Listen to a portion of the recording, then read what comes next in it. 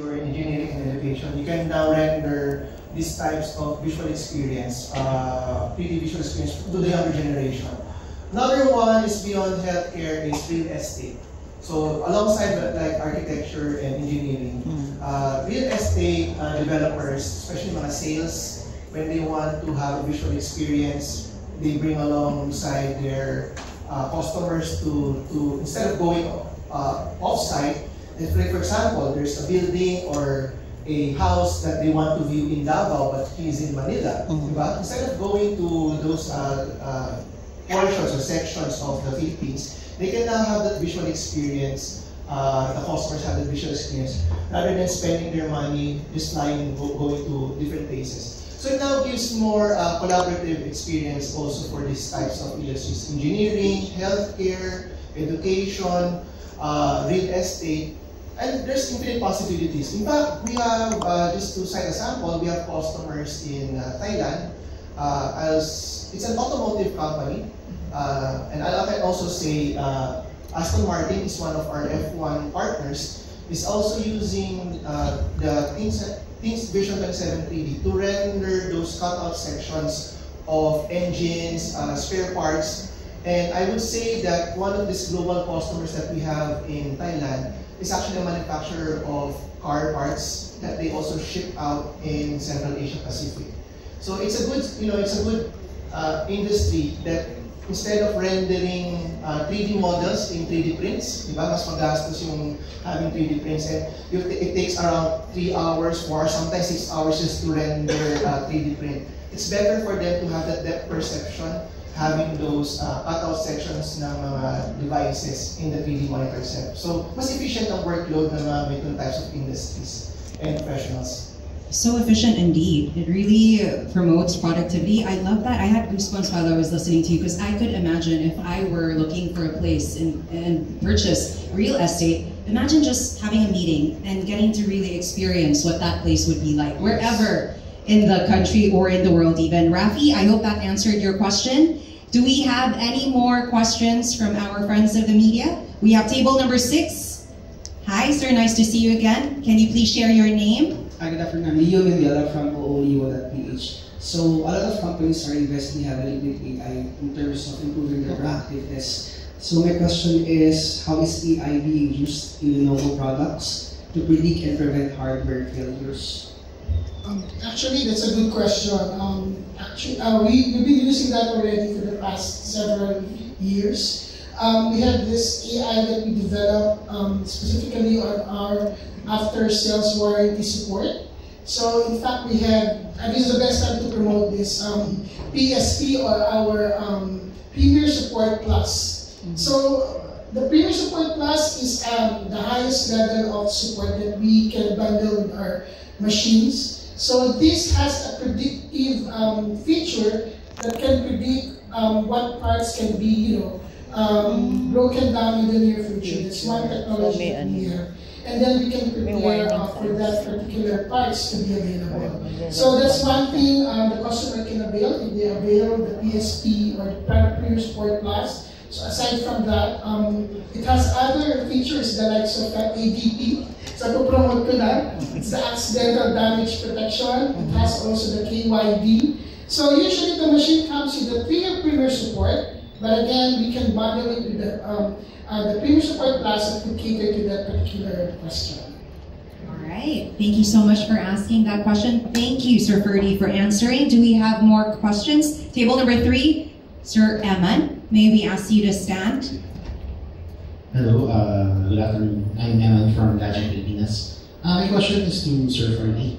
Sir Ferdy, how does Lenovo plan to address the growing demand for AI-capable devices in the Philippine market, especially when it comes to professionals who are constantly on the go and have various needs in terms of nature of work or requirements? Sorry, what was the last part? Sorry sir, how does Lenovo plan to address the growing demand for AI-capable devices in the Philippine market, especially when it comes to professionals who are constantly on the go and have various needs in terms of nature of work or requirements? Okay, so again, we're in the middle of this AI development. So as mentioned a while ago, we're still on the early stage, pero sobrang dami na nangyayaring developments. So for people on the road, definitely, in fact, we have other products that, is worthy to be mentioned. It's not mentioned here, the ThinkBook 13X G4. This is meant for people on the go, or the digital nomads that we have. The machine is capable to support AI-enabled applications. It can be connected anywhere in the world because this has the options. We have the LTE Magic Bay that you can put at the top of the LCD. It has the, the Magic Bay light for instant lighting support for digital nomads. But of course, aside from those features, the AI-enabled machine is here to support all those kinds of applications, not only for individuals on the go, but different aspects like people in the legal firms. We have also applications that will support people on the real estate, as mentioned. In fact, yung ating this digital display right now that will be promoted won't be very efficient kung hindi siya AI-powered yung gagamitin natin CPU. That's why, again, all of those machines, as mentioned, we're now in the middle of having this 10 to 20 tops, and come next year, we'll be launching the 40+ tops AI-enabled processors. I'm so excited for that launch. Indeed, it is needed with the evolving needs. And we said that earlier, Lenovo always really thinks about the users, the end line. You think about what they need and you evolve with it. And right now, AI is the future, right, Sir Ferdy and Sir Francis? Do we have any more questions? Please raise your hand and we will make sure we have the mic over. Table 4. Hello. Good afternoon. My name is Neil from thisguy.com. My question is to Sir Francis. With regards to the monitor, can any machine plugged to the monitor be able to take advantage of the 3D capabilities? And then my second question is, aside from the usual artist or architecture engineering fields, which professions do you think could take advantage of the capabilities of the said monitor? Yeah, so thank you for that question. In fact, the compatibility of the monitor is not necessarily needs a high-end graphics card. As a matter of fact, if you are in the education market, if you're just using PowerPoint and you have a 3D design, you want to render a 2D graphics and then automatically render to 3D, it can actually do so. So who are actually using the PowerPoints or presentations. In the education market, hindi man kailangan na high-end graphics card, right? So you can attach it to a notebook, a regular notebook, like T14 or ThinkBook, you can do that. Because it has an AI engine or 3D engine for conversion from monitor. In fact, this monitor itself, hindi na naman siya for 3D, but once you're outside of the Explorer Wave application, you can use it as your regular monitor. Of course, for high color gamut, especially the color grading, who can use this is not only graphics designers, educators. Basically, the one that I mentioned a while ago, who can benefit from this monitor, will be a majority on the digital content creators. But if you're into finance, if you're also into accounting, maybe this is not the monitor for you. We have the T-Series monitors, and the T-Series one is built for that. But for those industries that are really into pushing more of 3D design and also education for a virtual or immersive experience, this is the best solution for them. Is it compatible with PC? Yes. In fact, this monitor itself is now connected to a workstation. So we want to ensure that our workstation users, ThinkStation P5 that are using for CAD design, ito yung kinakabit. Now, if you're also attaching it to a ThinkBook or the regular notebooks for corporate work, you can also do so because meron siya application to do render like 2D to 3D on basic type of 2D. Meron na nagtanong sa akin kanina, will you be able to render movies? Pwede mo ba i-convert yung movie into 3D? Actually, yes. the application on the Wave Explorer is under development. When you want to watch a YouTube video and then you want to render 3D, pwede. But the application, the firmware update of the application is being developed so that later on, we're now touching more and more customers doing that. Instead of wearing those VR glasses when you're watching movies. In fact, you're also playing virtual reality na devices. Parang papunta na rin yung technology ng Lenovo, but except that you're wearing 3D free glasses na technology. So more and more on entertainment and those types of industries, we're also exploring those type of professionals for our Think Vision 27 3D. Wow, exploring infinite possibilities in these industries. So again, content creation, design as well. And it's not limited to that, it continues to evolve as well and expand to more industries. Do we have more questions? Table number 3. Yes, Sir Eman? Hello, question po ulit. This time for the monitor. Sure. I'm just wondering, for those who can afford it, for example, does this monitor work with a multi-monitor setup? For example, I have two other Lenovo monitors na hindi 3D, and I'm gonna use this one as a third monitor for my 3D work. Will it still work the same way as it's working now? And then I have a second question naman. My second question is, does it require any particular specs from the host machine? For example, I buy one and I have, say, an old IdeaPad na i5 like from 2 years ago or something. Would it be able to handle I know that there's internal components there, but is there a requirement for the host machine to be able to render the 3D images? Okay. So I'll answer first yung last question mo. Compatibility-wise, this setup is connected via DisplayPort. So the standard display is being rendered on the DisplayPort. To activate the 3D functionality, that is connected by the USB-C to USB-A connection. So there are 2 cables connecting to the device itself. So if you have an existing device that is using a DisplayPort, most DisplayPorts are available in desktop PC. Notebooks have HDMI. You can still convert it because this one, the multiple ports have DisplayPort, HDMI, and also USB-C. Now, that's the compatibility question. I would say, preferably, the minimum specs to do the rendering is something to do with i5 laptop.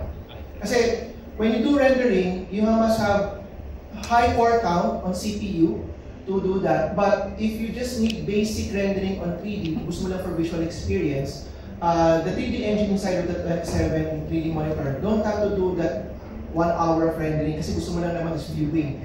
Now, to answer your first question, can you use a secondary monitor with it? Yes, like I've said kanina, it has a functionality on daisy chaining DisplayPort. So if your PC itself only has 1 DisplayPort or probably multiple displays, what happens is also, what I also noticed in the industry is, majority of graphics designers or even rendering or engineers usually have two monitors, 2 displays.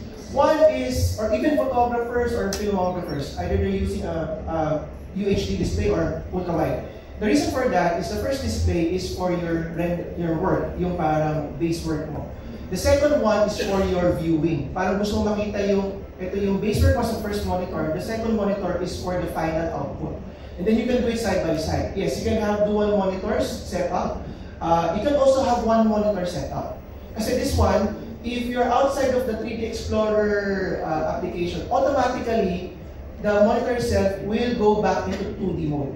But if you go into the 3D Explorer application, it will not detect your eyes, it will go now to 3D mode automatically. So pwede mo siyang gawin two versions, and you can also do dual monitor setup. So sabi mo, infinite possibilities when you're attaching. To give you a sample, ito yung sample ng 27 inches namin. One on the left side is a standard monitor. The one on the right side is the 2750. You can do a side-by-side dual monitor setup on workspace environment. Thank you for that, Sir Francis. I think Sir Aman is already planning on purchasing for the future. Thank you for asking. Sir Aman, do we have other questions? Yes, table number 5. May we ask you to stand? We have a mic ready for you. Daming hawak, sorry. Hindi na ako sorry. Larissa from Dustig.ph. For Sir Ferdinand, hope you can elaborate or add other information if na-discuss na din po yung iba. With regards to the ThinkPad E14, how does it help as professionals enhance more yung aming productivity? Kasi di ba, there's the basic, but how more? How can it help? What's the future for us? Okay, so technically, it's very bright in the future. Now, actually, because of the AI thing, so the hardware is there. So we support the latest applications that, I use. So to be productive, unlike before, we don't have Copilot, right? So as mentioned a while ago, I use it a lot nowadays. The Copilot. So the Copilot is the best application that you can avail for free as of this time. So it's via cloud, but it has a Copilot key. Just press it and you can go directly to the Copilot in the cloud. Then there you can create your questions, queries. In fact, I did a 10-minute presentation. Shorter time. No, actually, sinabi ko na sa kanya, can you help me create a 10-minute presentation regarding the latest trends in technology? Bibigyan kanya ng mga 4 to 5 slides. And then you just have to convert it into PowerPoint. Okay. So these are the things that you can avail. Second is example, katulad ngayon. Ito, pinili ko na ito kanina. Kasi medyo ang dami ng information nila. So can you give me like, I don't know, maybe 5 points that I can mention? And siya. So give me a 5-point information on how I can highlight this product. So being productive is using this AI. In fact, staying relevant as well. Because if you don't learn how to use AI applications, then doon tayo mawawala ng work. And this Copilot is just one application. There's so many applications available. The recall thing mentioned in the video is a Microsoft AI application on Copilot. Meron din tayong Rewind, a third-party product we can download. Similar to Recall is a technology from Copilot that you can go back to the site where you last sinurf, babalik ka kung saan ka huling nag-surf. So that's why it's called Recall.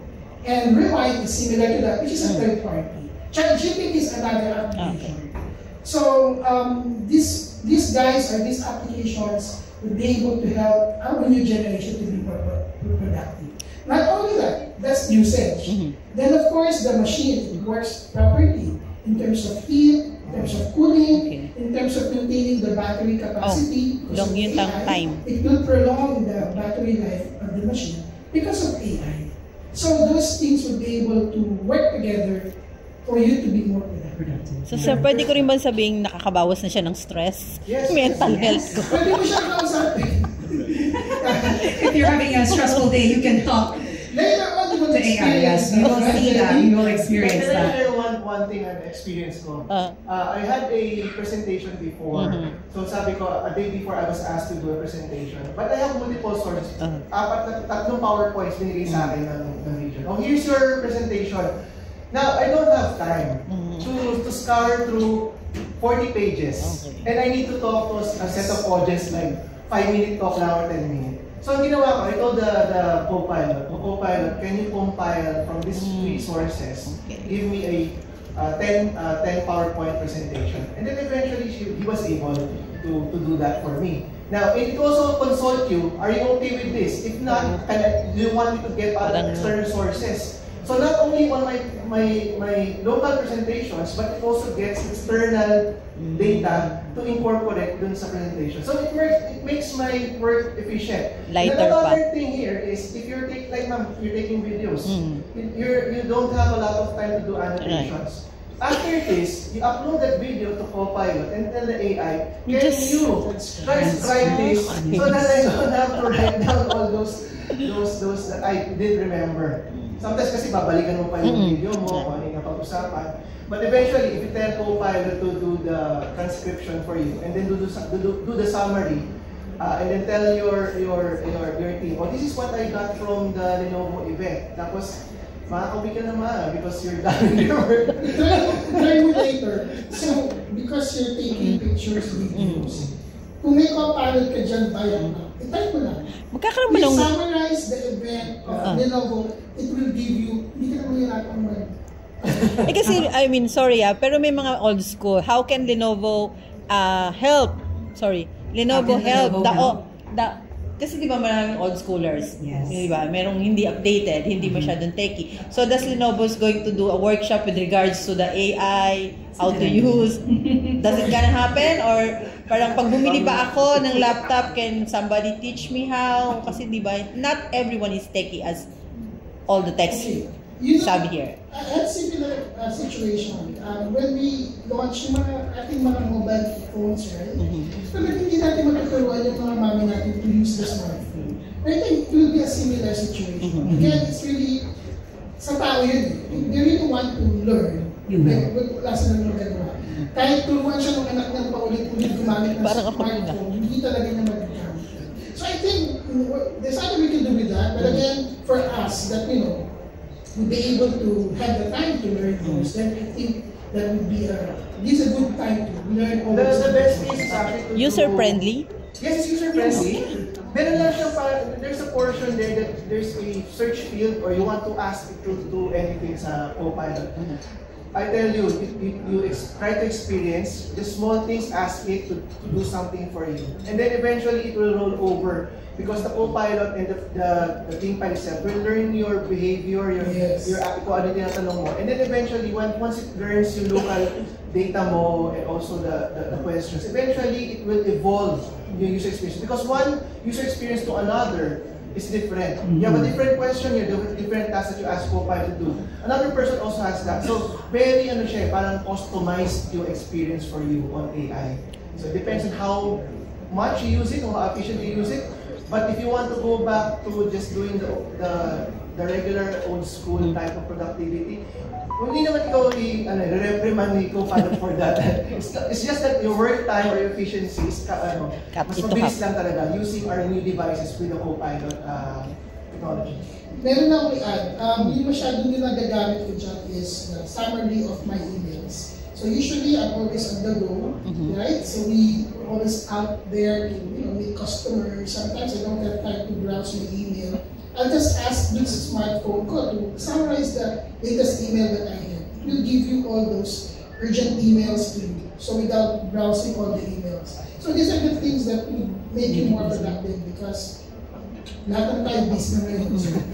Isa yun sa mga features that you can experience using Copilot or AI. I think if anything, what I've taken away from the presentations as well is it's really going to make your life easier. So whatever age you are, it's easy to learn and you'll be able to adapt as well, and it will make you more productive. I want to write on what you said too, Sir Ferdy, because I think it's important. A lot of people think that AI will take away our jobs, but I like what he said, and I've heard that before as well. The only ones who will be left behind are the ones who will not embrace AI. So now is really the time to do that. Do we have any more questions? Yes, sir. Table number 3, may we have your name and designation? Francis, hi. My name is Rafi of Tech. Sir, your monitor, I'm very interested. Yes. And my question is, that 3D monitor comes with the software, right? Yes, the software you have to download from Lenovo site. Wala naman tayong installer, but you can download. It's a Lenovo built software, which is Lenovo Explorer. So that's good if you're making products from your office. But when you present it to the client now, you will not bring your monitor, di ba? Yes. So do you have a product or a mobile device that can act like that monitor? Pag present mo, 3D rin, di ba? Tablet probably. You want me to be honest with you? Actually, we have, but it's on a high-end model of the idea pad model. 150,000 din. I don't know because it's not available in Philippines, but there's an idea pad. So if you want to be mobile, meron siya.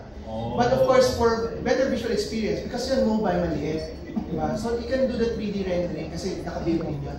But for this one, this is 27 inches, mas yung experience more high fidelity, immersive. There is. But for mobility-wise, if you're asking for a mobile monitor, who knows in the future, but not now. Thank you. Thank you, Francis, for asking that question. Glad to know you're interested. Now, do we have any more questions? Table number 5. I'm Marissa Sarah Papanis. I'm sorry, I'm not sure if I missed it in the presentation, but can you discuss maybe briefly how do you use AI in security, in terms of security? Okay, security is very important. That's why part of the technology of having with the ThinkPad, we developed this AI to be highly secure, right? So it can detect the basic,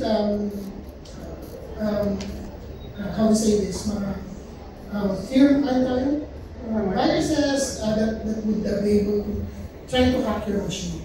So again, lahat ngayon when they develop the security feature of the product, they highly consider that. So again, it's not mentioned here, but yeah, it's very highly secured using the AI, artificial intelligence. But not only that, it's also ethical, because when we create our applications to be secured, we consider also people that would, how to say this, yung hindi siya makaka-avail ng product yan because the AI was developed just for certain types of people. So that's why when you say ethical, we have to make sure that it's open to all. The one person can use that as well in terms of AI application, be able to use that. Example, the recent, sorry, I'm not sure dito security, pero part of it should be ethical. So when this recent debate happened in the US, right, between Kamala and Trump, okay, when we asked Google regarding that, napaka-bias ng sagot ng AI. So I would say kung sino yung pinifigure, that's how you develop the AI. It should be ethical. It should be, how to say this, fair. So again, in terms of security, definitely, yeah, we consider that. In fact, not only us. Security applications as well, they also develop AI security for our customers as well.